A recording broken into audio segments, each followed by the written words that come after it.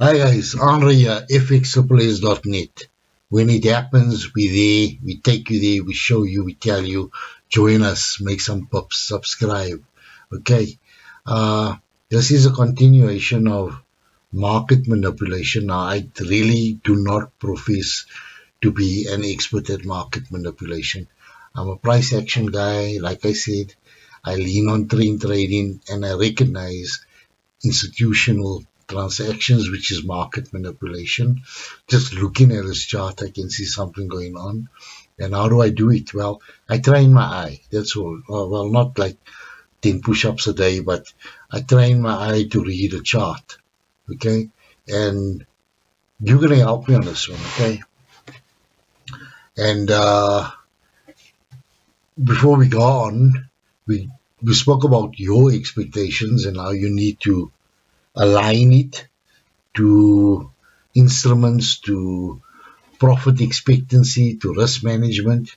We looked at my expectations. Did I fulfill it?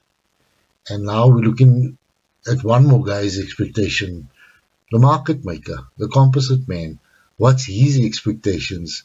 His expectations are simple. He relies on you to do the wrong thing. And he's going to lead you there by means of induction, by doing certain things. And you see it right in front of you. Okay, they say he leaves footprints on a chart. Now, not in a literal sense, but in a figurative sense, I can see footprints on the chart. But he also relies on you to become lazy, not to do your analysis, just to pick up any old indicator and say, I'm using this, and away you go, and the whole world's using MACD and so on. So if that's what you believe in, then he's going to lead you there. Okay, so on this chart here, which is a Euro New Zealand, I put a stochastics up, I put a MACD, RSI, I left out TDI on the, we know how TDI pretty well by now. Okay, and the market maker, the composite man, he says to himself, well, these guys, they rely on the MACD crossing and the stochastics, the RSI overbought situation. So let's lead them to that point where they think there's an overbought situation. Let's take them along the way and then let's take them out. Let's engineer liquidity for us to make profit. Okay, so what happened here on this New Zealand 4 hour, I think we examined it before. Okay.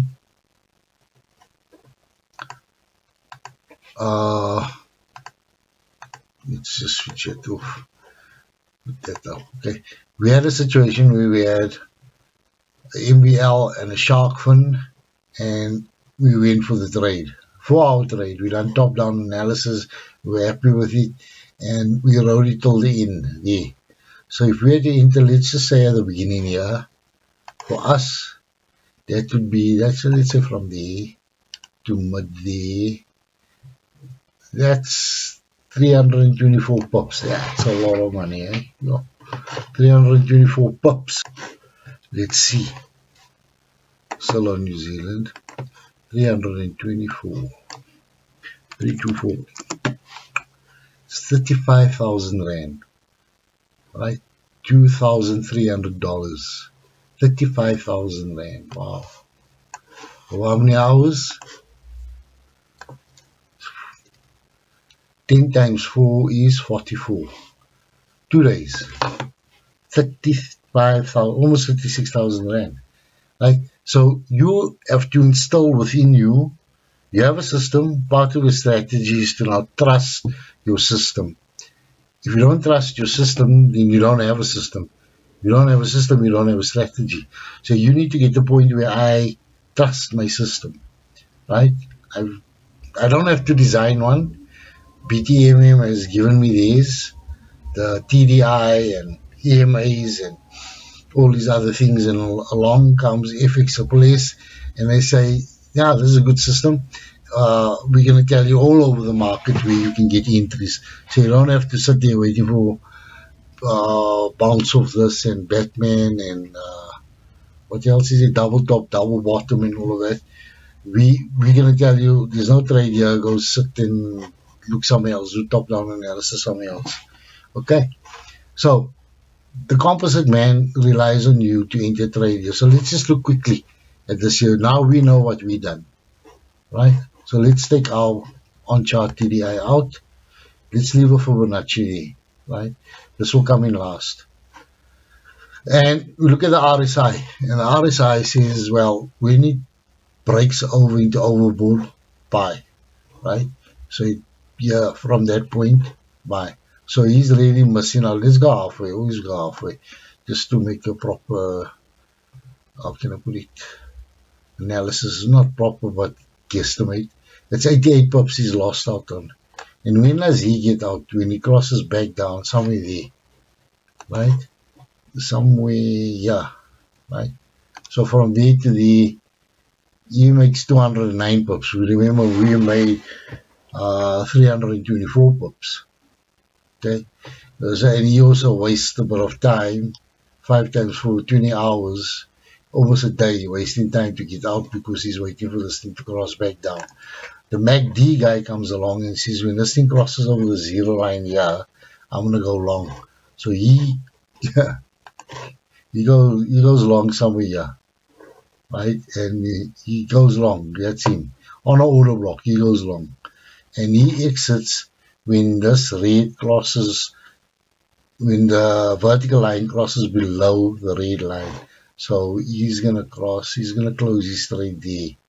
And he's going to go, he has more money than us, right?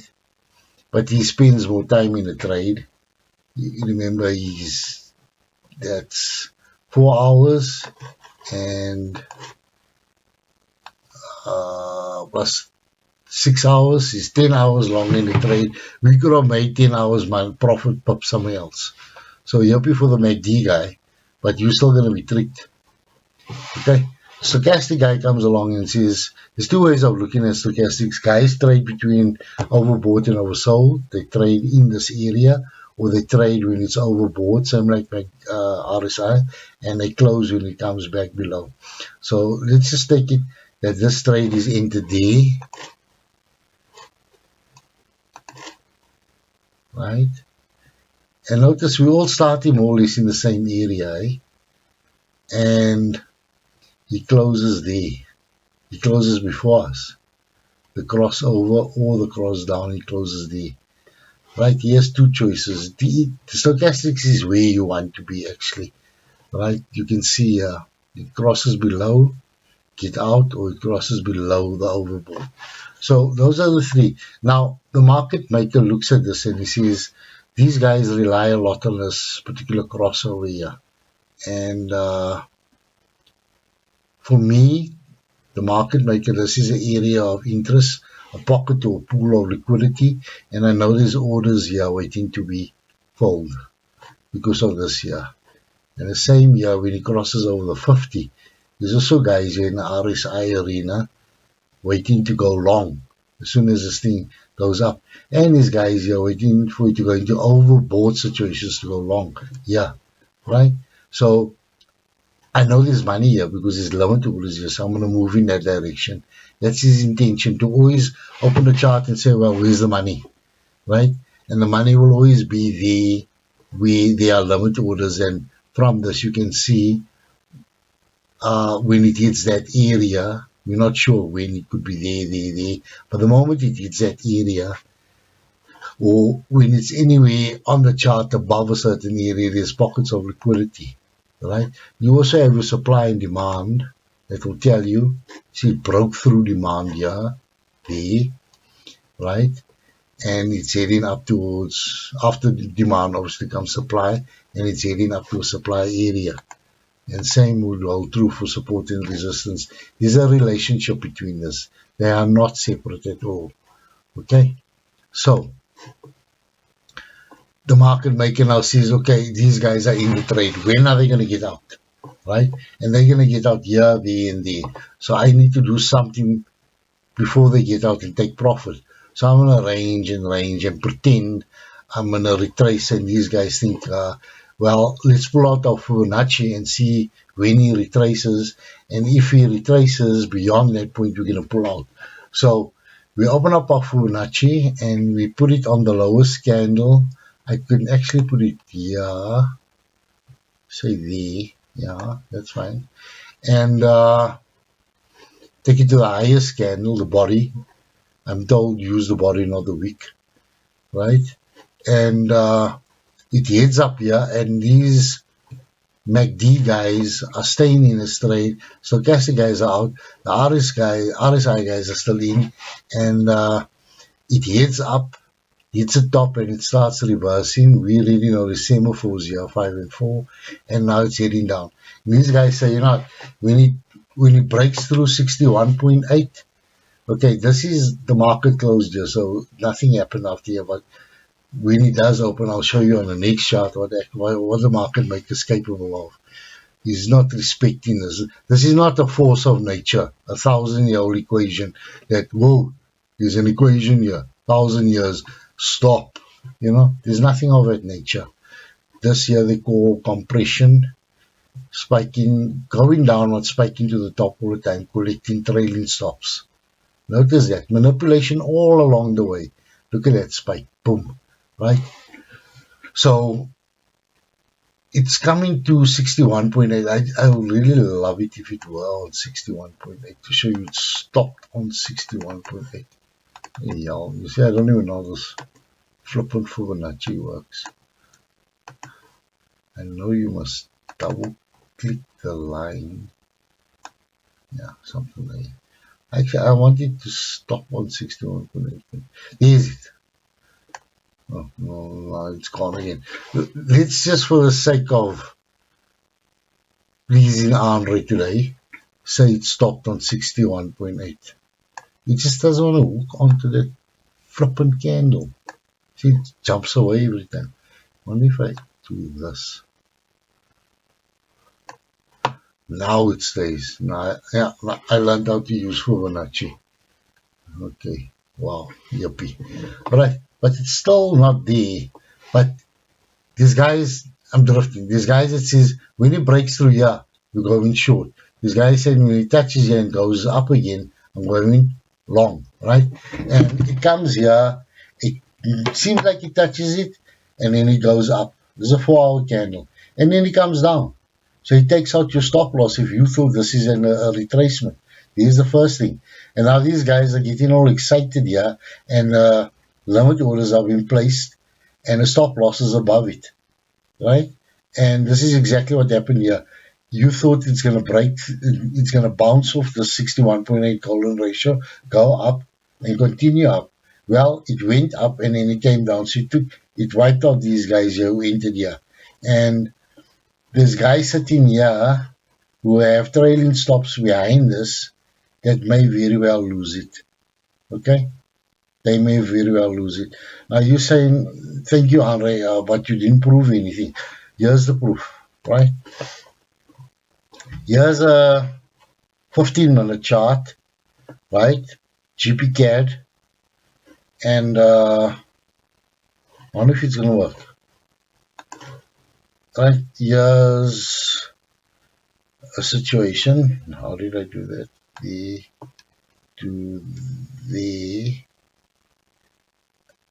There you are, perfect. Ah, man, it was perfect now. It's not perfect. It really was perfect. How did I do that? Yeah, stay, yeah. Okay. Week to week. Look at this. On the dot. On the dot. Here's a W, right? By the way, I just seen it. My eyes. Train my eyes. 10 push-ups a day. Right? So, yeah. This here is a stop point. Right? Despite the time. The time here is 9 o'clock. Right, in South Africa. So it is 7 o'clock in London, which is 8 o'clock in Frankfurt. Frankfurt opened at that time. And just when it opened, it was heading towards a stop on, and then boom, it turned around. And London is somewhere here. London is there. Right? This is Frankfurt open, Germany. Another important exchange. Don't ever forget that, eh? Don't think to yourself, what the hell's going on here? It's still an hour away from London. There's another big exchange out there in Europe called Frankfurt, right? And they too play an important part in the market, right? Frankfurt. Germany is a big economy, guys, very big. It's the biggest economy in the European Union. Okay, so there's your stop on. And then he goes long, and now you're thinking, okay, you stop there, you're going to retrace, and if you go below 61.8, I'm going to go short. If you go above 6, if you touch it and go above, I'm going to go long. And this is too amazing. It stopped right on 61.8. I never, what's the word? I never examine this before I open the chart. We can do another one. And I'm going to do pound because pound's very active during the European session. But just look at this. So he goes up. He stops once, goes up, ignores London completely, takes you to that point, and then comes down. And now he says, am I going to retrace? Am I going up? Am I going down? And you're like, come on, hurry up. We got shorts here. And this guy's saying we got longs here. And then he goes down, and you think, okay, the yuppie is going down. And then he goes up, he takes out the short guys' stop losses, and may, on a way further down, may open up further limit orders, shorts, and then go up all the way and take out all the short stop losses. Now he's taking the longs for a joyride, and he's going to come back somewhere around here. That liquidity gap filled theory of ICT. I'm confused trader, Michael Adelson, right? So let's just have a look here. BTMM guys, right? Not that one, this one. We see, we know here, this is railroad tracks, right? So we take it. It does not have to be a double bottom like I see here. I see a double bottom here. Yeah, I see a double bottom all the way to the top of the retracement.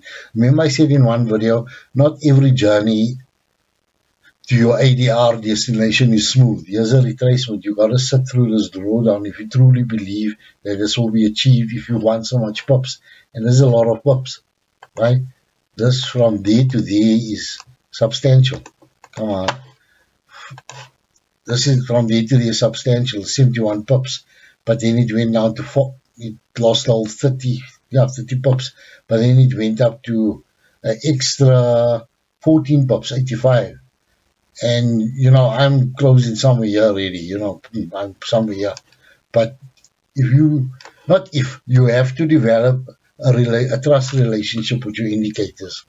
And you don't have to go and develop these things because they were developed for you already. You have to go and just constantly build your trust in these indicators, the TDI and all of that. Trying to see, can I see this? Yeah, I can see even here in the TDI, I can see a double bottom. There to there. I can see a double bottom, right? Okay, I can see a double bottom.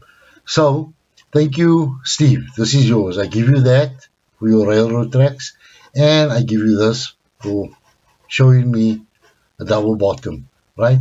But yeah, you don't mention this. You just say, you do mention it, in fact, but you don't want to put a lot of emphasis on it because you're like, buddy, I'm steamrolling right through you and I'm going to the top there. Michael Adelson will tell you a whole lot of things that's going on along the way, but look for your P's and all of that. So that's going to give you your ADR. Okay, so what you have here in front of you is what I really want to lay emphasis on here is the 61.8. Now, the market maker, this is his expectancy of you. He knows that you are going to do something in this golden area here. And even there on the 50, you're going to do something, right? And he plays along on all these important golden areas. So let's just swing over to another one and then we'll finish up for the day. Give me a sec, please.